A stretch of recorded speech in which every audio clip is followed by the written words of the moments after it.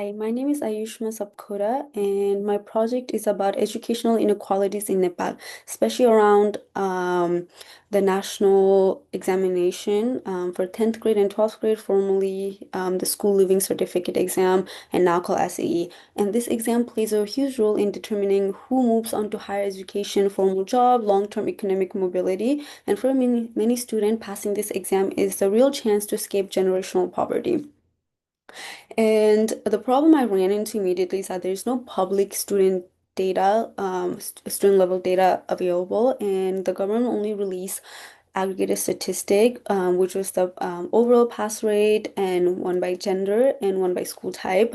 But there's nothing by like wealth or by reason. So since I didn't have any real micro data, I basically took this problem in a probabilistic approach, which means I gather published national statistic from multiple sources like World Bank data, education report, and like a lot of different SLC result summary throughout years, and use those numbers to reverse engineer realistic um, statistical model for of exam successes.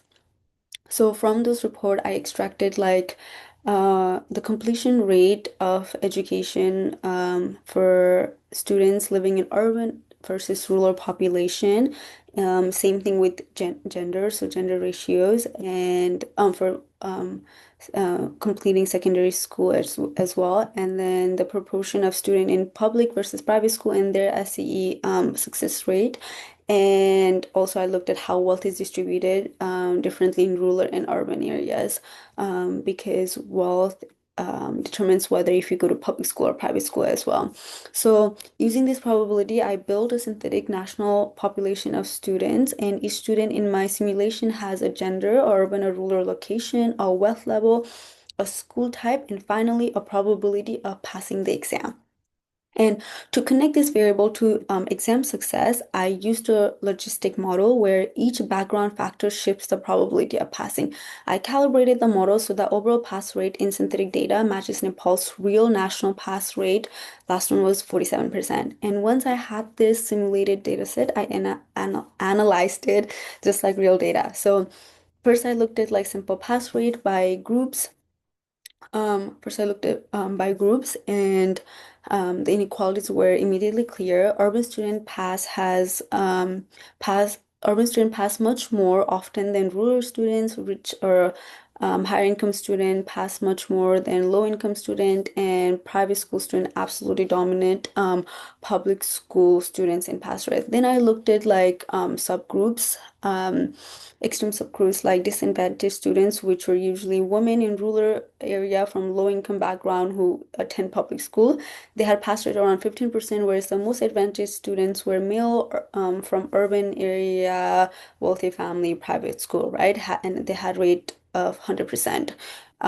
This showed that inequality does not just come from one factor, rather like multiple disadvantages stacked together and compound. And next, even though we know that public school versus private school is pretty extreme, I wanted to see which variable actually is actually the most informative for predicting who passes. So I use entropy and mutual information for this. Mutual information basically measures like how much knowing a variable reduces uncertainty about the outcome. So when I computed this for gender, wealth, location, and school type, the results are again very clear. So school type was by far the largest mutual information with pass or fail, and wealth and location were next, and then gender added the least predictive information. This means that just knowing whether a student attends a public or private school tells you more about their chance of passing than knowing their gender, wealth, or location. And the result really emphasizes how strongly school quality and access drive educational inequality in Nepal.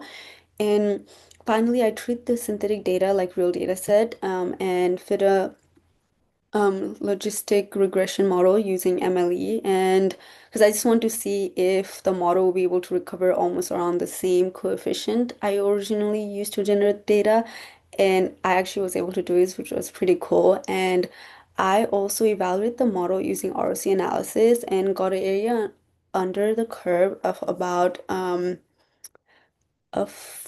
80 about 80%, which meant that when a passing student And if a failing student are chosen at random, the model assigns a higher score to passing student more than 80% of the time. Mhm. Which basically means that like it's much better than random guessing baseline. Um, yeah, and overall, this project shows that educational inequality in Nepal is driven mainly by structural factors like school quality, wealth, and rural disadvantages, not just educational effort. And it also demonstrates how probabilistic modeling can be used to study real social problems even when real microdata is not available. Um, thank you.